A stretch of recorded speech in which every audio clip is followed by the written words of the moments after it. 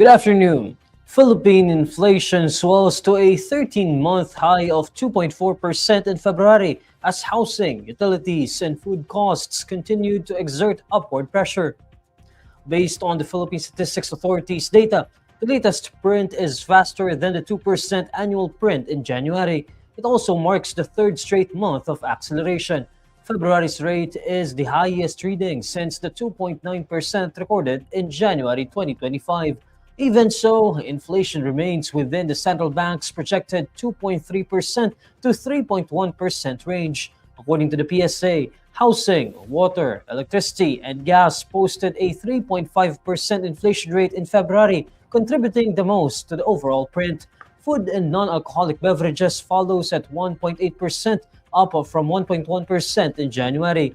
Faster annual increases were observed in clothing and footwear, furnishings, household equipment, and routine household maintenance and health. Faster annual increments were also seen in recreation, sport and culture, restaurants and accommodation services, personal care, and miscellaneous goods and services. The National Security Council says it uncovered espionage operations and foreign-directed malign activities in the country connected to the People's Republic of China.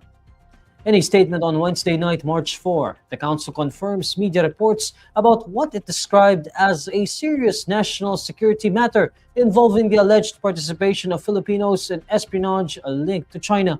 In confirming the matter, the National Security Council says the involved individuals were all Filipinos who were allegedly acting on the behest of Chinese intelligence. It adds that the operation of these individuals had already been addressed and terminated. However, the Council says it cannot discuss the identities, methods, or timelines concerning the espionage activities for the sake of ongoing operations to address it. It further assures the public that safeguards are already in place to combat such espionage, adding that security agencies remain proactive and vigilant. The National Security Council also appeals to Congress to prioritize the approval of two new pieces of legislation. These are the new Anti-Espionage Bill to replace Commonwealth Act 616 and the Anti-Foreign Malign Influence and Interference Act. Amid the tensions in the Middle East, the Department of Migrant Workers says 299 Filipinos were repatriated early Thursday morning, March 5. Migrant Workers Secretary Hans Leo Kakdak and agency personnel welcomed the Filipinos upon their arrival at the Ninoy Aquino International Airport aboard Emirates Airlines Flight 336. According to the agency, their flight departed from Dubai, United Arab Emirates. The DMW says some Filipinos returned to the Philippines for their safety and security, while other overseas Filipino workers already finished their contracts abroad.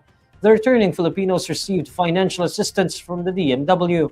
For its part, the Overseas Workers Welfare Administration provided accommodation and transportation services.